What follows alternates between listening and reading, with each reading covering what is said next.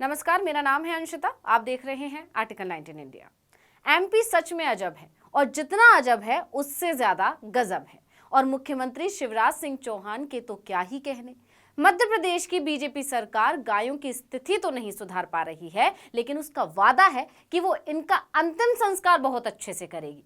मतलब राज्य में गायों की जान जाने के जिस मुद्दे पर विपक्ष में बैठी कांग्रेस उसे घेर रही है, उस मुद्दे से बचने के लिए सरकार ने क्या गजब का दिमाग लगाया है। हंसी आ रही होगी ना? हंसने की बात भी तो है, लेकिन उससे भी ज्यादा हैरानी की बात है कि ये उसी बीजेपी की सरकार है जो गौरक्षा को लेकर बड़े बड़े अभियान चलाती है। खैर, मुद्दे पर आते हैं तो मामला ये है कि राज्य सरकार में गौशालाओं की स्थिति बहुत खराब है। गायों की हालत बहुत खराब है, जिस पर शिवराज सरकार की काफी किरकिरी हो रही है। अब क्योंकि चुनाव आ रहे हैं, इसलिए सरकार को जनता को लुभाने के लिए कुछ तो कहना था।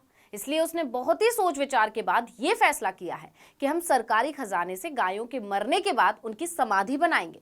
यानी सरकार के इस ऐलान से अंदाजा लगाया जा सकता है कि उसने अपने हाथ खड़े कर दिए। उसने मान लिया कि वो गायों को अच्छा रखरखाव दे ही नहीं सकती, उनकी जान बचा ही नहीं सकती, इसलिए राज्य में गायें ऐसे ही मरती रहेंगी। लेकिन सरकार इतनी भी निर्दयी नहीं है, इसलिए उनके जीते जी भले ही वो कुछ ना कर सके, लेकिन मरने वाली गायों का पूरा ख्याल रखा जाएगा, उनकी शानदार समाधि बनेगी। अब सरकार ने ये बड़ा दिल क्यों दिखाया है, तो आपको बता दें कि इसकी वजह यह है कि गाय को माता कहने वाली बीजेपी सरकार की लगातार किरकिरी हो रही है, क्योंकि राज्य में गायों की जान जाने की दर काफी ज्यादा बढ़ रही है। आंकड़ों के मुताबिक प्रदेश में समाज सेवी संस्थाओं और मनरेगा के तहत जिलों में 1762 गौशालाएं चल रही हैं। इनमें 2,77,000 गौवंश है। ज्यादातर गौवंश बूढ़े बीमार हैं, इस कारण जान जाने की दर भी ज्यादा है। प्रदेश में अभी ये दर 18% बताई जा रही है। इस हिसाब से हर साल करीब 45,000 से ज्यादा गौवंश की जान जा रही है।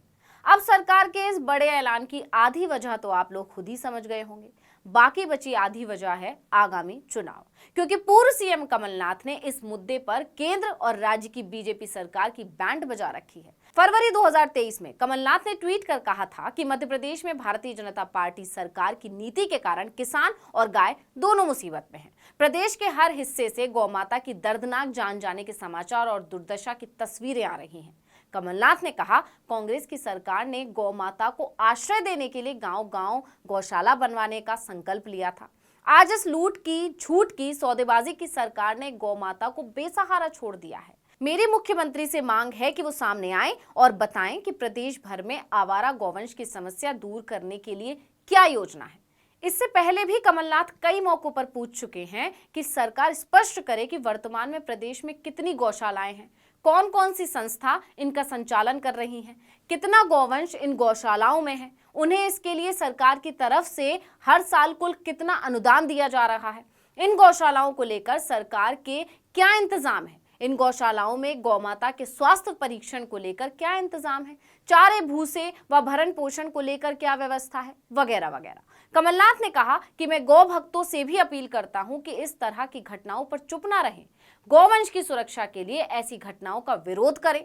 यानी कमलनाथ ने योजना पूछी थी, तो अब बीजेपी सरकार ने अपनी योजना बता दी है कि वो गायों की जान तो नहीं बचा सकती, लेकिन मरने के बाद उनकी समाधि जरूर बनवा सकती है। और इस योजना पर काम लगभग पूरा हो चुका है। सरकार ने अपना आदेश पंचायतों तक पहुंचा भी दिया है। इतना ही नहीं, इसके लिए बाकायदा नियम भी जारी किए गए हैं, जिसमें लिखा गया है कि एक गाय की समाधि के लिए कितना गहरा गड्ढा खोदना है, कौन लोग ये काम करेंगे, इसका पैसा कहां से आएगा, वगैरह वगैरह। एक और बात ध्यान से सुनिएगा, गायों को दफनाने और समाधि बनाने की फंडिंग मनरेगा स्कीम के तहत होगी। भाजपा का रसायन विज्ञान कहता है कि दफनाने के 90 दिनों के भीतर गाय का शव खाद बन जाएगा। ये खाद सरकार किसानों के साथ साथ अन्य लोगों के बीच बांटा जाएगा और इस योजना के तहत सारा संस्कार करवाएगा गौ संवर्धन बोर्ड। इसी योजना की पुस्तिका में वैज्ञानिक तौर तरीके के साथ गौ समाधि कंपोस्ट पिट निर्माण की विधि भी समझाई गई है। संचालक पशुपालन विभाग ने समाधि कंपोस्ट पिट की डिजाइन तैयार की है, जिसमें 1.8 मीटर लंबे, 1.2 मीटर चौड़े और इतने ही गहरे गड्ढे बनाए जाएंगे। हर गड्ढे के तल में आधा फीट ताजे गोबर की तह बिछाने के बाद गौवंश के शव को उसमें उतारकर 20 किलोग्राम चूना और इतना ही नमक डालने को कहा गया है। गौ संवर्धन बोर्ड का मानना है कि अमूमन 100 गायों की गौशाला में औसतन हर साल करीब 20 गायों की जान चली जाती है। इस हिसाब से हर साल 16 गड्ढों की जरूरत पड़ेगी। गौशाला की आय व बजट से चूना नमक जुटाया जाएगा। गांव में मनरेगा योजना के अंतर्गत 100 से ज्यादा गायों के लिए संचालित सभी गौशालाओं को इस योजना में शामिल करने के निर्देश दिए गए हैं। अब ये तो राम जी ही जानते हैं कि चूने और नमक से कौन सा खाद बनता है। भारत के वैज्ञानिक भी भाजपा के इस क्रांतिकारी खोज को लेकर बहुत चक्के हैं। आप देख पा रहे हैं कि राज्य की बीजेपी सरकार कितनी सूझबूझ के साथ गायों की जान जाने की बात की तैयारी कर रही है। बाकायदा पूरी टीम बनाई गई है, बजट तैयार किया जा रहा है। लेकिन कितनी हैरानी की बात है ना कि ये सब गायों की जान जाने की बात की तैयारी है, जबकि अगर पहले सरकार इतना ध्यान दे ले, इतनी तैयारी कर ले, टीम बनाए, गौशालाओं के लिए बजट तैयार किया जाए तो गायों की जान जाने की दर पर कई हद तक काबू पाया जा सकता है। लेकिन अफसोस की बात है कि सरकार को तो उल्टा चलने की आदत है। उसका ध्यान तो चुनाव में ही रहता है, इसलिए 5वीं बार सरकार बनाने के मकसद से चुनावी मैदान में उतर चुकी है। अब बीजेपी ने गायों की समाधि बनाने वाला दांव चलकर जनता को यह दिखाने की कोशिश की है कि उसे गायों की कितनी चिंता है। लेकिन जानकारों का कहना है कि बीजेपी का ये दांव कहीं उसके लिए उल्टा ना पड़ जाए।